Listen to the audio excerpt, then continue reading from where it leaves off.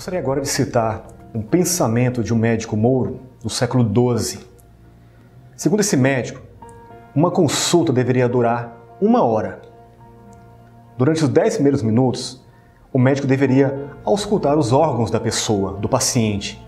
Nos 50 minutos restantes, ele deveria sondar a alma da pessoa. Extremamente atual. Hoje em dia é muito comum, especialmente no Ocidente, nós temos um tratamento médico muito focado em remediar sintomas. Por exemplo, eu posso ir ao médico com uma tosse. Ele pode recomendar um remédio para que eu pare de tossir, mas não necessariamente descobrir a causa daquela tosse. Eu posso chegar reclamando uma constante dor de cabeça. Recebo um remédio para dor de cabeça, mas não necessariamente descobrimos o que vem gerando essa dor de cabeça. Essa crítica que nós fazemos diz respeito a como abordamos as situações de conflitos. Para nós, não basta essa visão limitada e até certo ponto um pouco inocente de buscar simplesmente soluções para conflitos. Para nós é importante estabelecer um diagnóstico sobre o que gerou o conflito, para que a gente possa ir na raiz da questão e impedir que ele volte de outra forma. Constantemente a gente percebe isso. Quando as pessoas se deparam com um conflito e buscam uma solução muito imediata e não vão na origem, mais cedo ou mais tarde, essa origem vai gerar um ou mais, vários outros conflitos. Nosso objetivo é atuar no ponto central, ponto originário da questão. Gostaria de trazer mais um elemento. Eu tenho citado muitos casos de ordem familiar, porque independentemente do cenário que a gente atua, quer seja dentro de uma empresa, quer seja numa instituição, uma organização, uma escola, a maior parte dos conflitos tem origem direta ou indireta nos elementos familiares. E esse caso diz respeito ao seguinte. Anos atrás, eu fui procurado por uma mulher que queria entrar com uma ação de pensão alimentícia com o genitor, sobre o genitor da filha dela. Então ela nos procurou de uma forma muito agressiva, pelo telefone, que queria processá-lo porque ele era um responsável, porque não cuidava da filha, não estava nem aí para essa filha, que não pagava a pensão. Nós estranhamos um pouco esse cenário todo porque não era uma área que a gente atuava. Mas a gente aceitou marcar um horário. Eu falei, olha, veja um horário que fica bom para você, porque você tem filha pequena, veja como fica melhor um dia e um horário. Ela falou, não, para mim é muito tranquilo, porque a minha filha fica de forma muito tranquila com a minha mãe. Bom, tudo bem, então vê tal dia, tal horário, ela concordou. E naquele dia, naquele horário, ela chegou com a filha, bem pequena, muito nova ainda, poucos meses. E eu perguntei, olha, sua mãe não pôde ficar com a filha, o que houve? Ela, não, eu quis trazê-la. Sentou, fomos conversar. Falei, me fala um pouco mais sobre o seu cenário. O que está acontecendo? O que a sua filha está precisando? Ah, não, minha filha está bem, a gente tem condições de manter ela bem, tudo. Não, ok. Qual que é a despesa dela mensal? Ela gaguejou um pouco, falou, não sei não, mas é muito tranquilo. Então eu comecei a perceber que o elemento inicial que ela havia reclamado, que era o auxílio financeiro para cuidar da filha, então quer dizer, possivelmente o elemento financeiro não era o problema. Eu fui conversando com ela, falei, mas ele nunca ajudou com nada? Ela falou assim, não, assim, ajuda, mas esse último mês ele atrasou, não pagou ainda.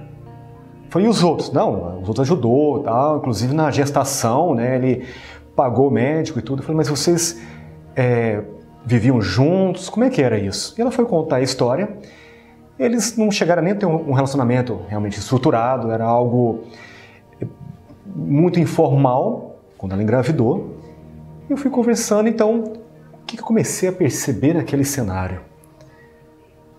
Uma possível expectativa dela também, de que com a filha ela pudesse ter mais a atenção daquela pessoa. E nós fomos conversando, e eu pedi licença para ela e fiz a seguinte pergunta. Eu disse, olha, eu fui criado num cenário com muitas mulheres, minha mãe, minha madrinha, minhas irmãs, e eu conheço um pouco desse cenário para aprender a respeitar muito. Me desculpe pela pergunta, mas você ainda gosta dele? Você tem a intenção de um dia ter um relacionamento realmente sério com ele? E ela começou a querer chorar. Então, por trás daquela ideia de entrar com uma ação, na verdade, existe uma pessoa querendo atenção. Então, nós fomos conversando um pouco mais sobre isso, e eu disse o seguinte: olha, às vezes, quando nós temos o intuito de despertar a atenção do outro, trazer a atenção do outro para nós, quase sempre, quando a gente busca como referência o elemento emocional, a gente costuma tomar decisões erradas. Você está querendo a atenção dele da pior forma possível. E conversamos, e ela começou a rever esses atos, e não foi dado início a essa ação. Por que eu trouxe esse exemplo? Gostaria de apresentar agora o cenário que nós chamamos de cenário de crise. Não estou aqui falando de crise enquanto elemento econômico ou crise enquanto elemento médico, mas um cenário de transformação, um cenário de elementos pontuais, um cenário que nos tira da nossa zona de conforto. Dentro desse cenário que nós analisamos, nós percebemos 3 níveis: problema, conflito e confronto. O que quer dizer cada um deles? Eu posso ter um problema pessoal. Eu posso ser uma pessoa que passou por uma experiência negativa que me leva a ser perfeccionista. Esse é um problema meu. As minhas coisas eu preciso que elas sejam perfeitas. A partir do momento que esse meu problema pessoal extrapola para uma relação interpessoal, eu posso começar a gerar conflito com as pessoas. Eu posso estar em um relacionamento com uma pessoa que, ao contrário de mim, ao meu oposto, pode ser mais desleixado, mais descuidado, uma escolha dela. E eu posso começar a gerar elementos de conflitos. E eu entro em conflito com essa pessoa.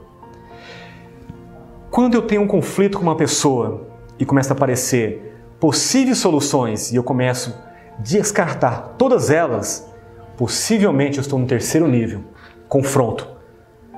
Porque, por algum motivo, eu quero continuar em conexão com aquela pessoa. Ou implicando, ou querendo a atenção dela, querendo destruí-la, eu estou no 3º nível, confronto. E, em muitos casos, a competição. Por que isso é importante? Para essa mulher com essa criança, ela estava manifestando todos esses elementos. Ela estava no elemento de confronto com o genitor, né, da filha dela, porque por mais que a gente oferecesse uma solução ou outra, ela queria a atenção dele. Então ela criava e recriava vários conflitos para manter essa conexão. Isso tudo em virtude de um problema originário. O que ela queria? Ela queria um relacionamento que ele não estava disposto a ter. Ele dava sim atenção para a filha, mas não necessariamente para ela. E ela queria atenção para ela. Então é importante que você entenda isso. Um cenário de crise e os seus níveis. Por quê? O remédio para um conflito não necessariamente cura a origem desse conflito. Da mesma forma que esse mesmo remédio pode não resolver o confronto. É importante sabermos em que nível, que estágio está essa crise para a aplicação certa do remédio certo. Por isso nós chamamos essa abordagem nossa de diagnóstico dos elementos originários do conflito. Assimile bem essa ideia e iremos explicar isso com um pouco mais de detalhe a partir de agora.